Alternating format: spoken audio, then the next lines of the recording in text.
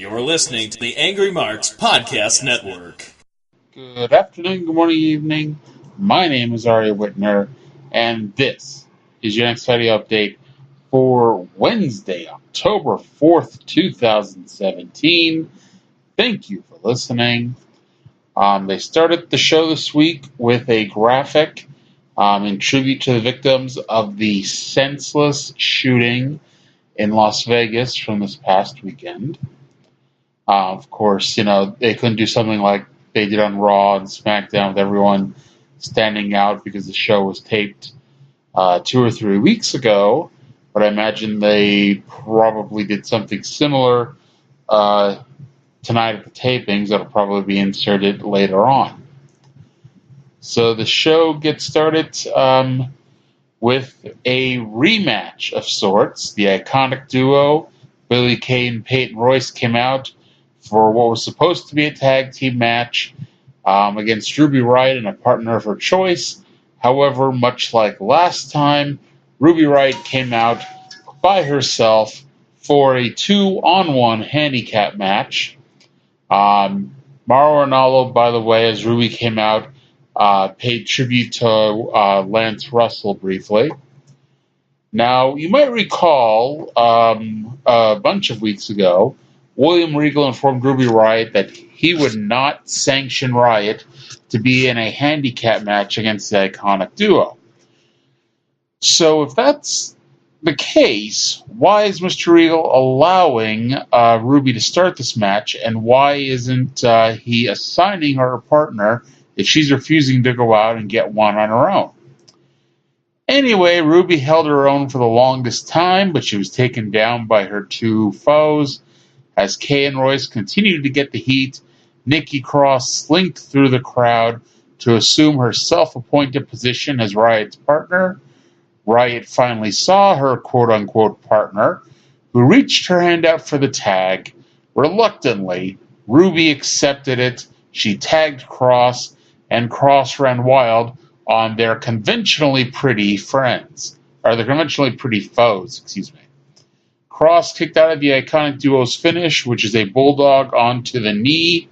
No one seemed to recognize it was their finish because they rarely win. And anyway, Riott tagged herself back in and won with a Pele kick on Billie Kay. Earlier today, Lars Sullivan cut a promo saying that he is unequivocally and categorically in control of everything he does. He said his opponent should be afraid and recommends Danny Burch, who is his opponent next week, getting control of his fear. Earlier today, Zelina Vega was trying to talk on the phone when she was stalked by camera people.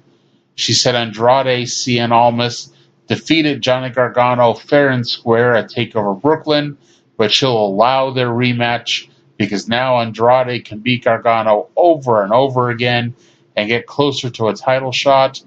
Vega didn't even consider the idea that Gargano could win. They announced that in 2 weeks, on October 18th, in a 6-man tag team match, it is the Undisputed Era versus Sanity. Up next, it was scheduled to be the debut of former Ring of Honor star Lio Rush, and he was scheduled to go one-on-one with Aleister Black. However, this match never occurred because while Black was getting ready to come down and lay a beating to a third former Ring of Honor wrestler in their debut after Fish and O'Reilly, Velveteen Dream ran in through the crowd and attacked.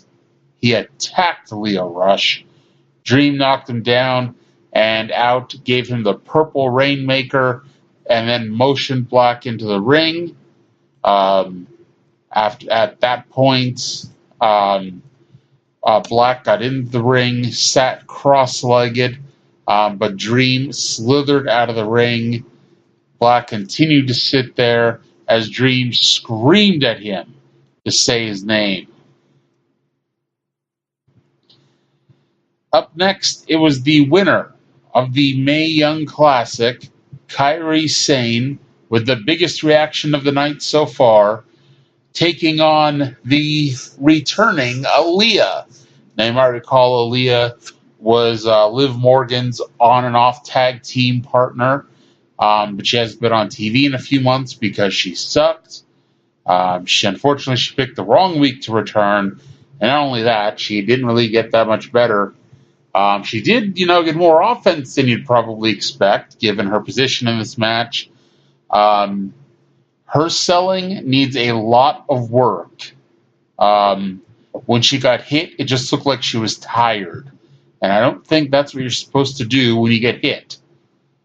Anyway, she did succeed at one thing, and that was to lay on the ground as Sane hit her insane elbow and picked up the win. Next week, in addition to Lars Sullivan versus Danny Burch and Johnny Gargano versus Andrade, Cien Almas, it is Nikki Cross, Liv Morgan, and Billie Kay in a triple threat match, with the winner joining Kairi Sane in the Fatal 4-Way match at TakeOver Houston for the NXT Women's Championship. Main event time. It is Roderick Strong challenging Drew McIntyre for the NXT Championship, a battle between the two top babyfaces on the brand, as the reigning, defending champion McIntyre and his challenger spent the early part of the match kicking at one another. Both men got the advantage briefly with their kicks, but it was Strong using a backbreaker onto the ring steps that gave him the sustained advantage. McIntyre got just enough offense to stay in this, but seemingly no matter what he did, Strong would come back with something even more brutal. McIntyre went for a top rope and rope fusion, but Strong got out of that and went for a sunset flip powerbomb. Drew managed to put the brakes on that. He perched himself up top for a what a maneuver, but Strong kicked him in the head and hit a superplex. They did the Fry Takayama spot, and if you're like me and are not really that big of an MMA fan, you may wonder what the hell the Fry Takayama spot is. It's where really it looks like a hockey fight, with the two of them throwing punches repeatedly at each other at the same time. So now that MMA fans listening to this have smacked their head off the desk, we return you to your regularly scheduled wrestling match. Anyway, after the hockey fight, Strong laid out his foe, the Tiger Driver, for a 2 count. McIntyre went for the Claymore kick, but Strong hit 3 knees and a sick kick, but Drew kicked out. They ended up outside the ring as Drew gave Strong a powerbomb into the ring post and then rolled him back in the ring for the finish as he hit the Future Shock and then the Claymore kick. And yes, ladies and gentlemen, Drew McIntyre is still your reigning, defending, undisputed NXT heavyweight champion of the world of Orlando. After the match, champion and challenger shook hands, much to the approval of the crowd. Strong backed up the ramp to give his opponent center stage when suddenly the Undisputed Era showed up. Adam Cole, Kyle O'Reilly, Bobby Fish walked up behind Strong and patted him on the back before walking away. What does this even mean? I guess we'll have to find out by listening next week or watching next week. And that's going to do it. As yes, folks, we are on the road to NXT TakeOver Houston, which is about 6 to 7 weeks away. Until next week, thank you for listening, and I'll talk to you again in 7 days. You're listening to the Angry Marks Podcast Network.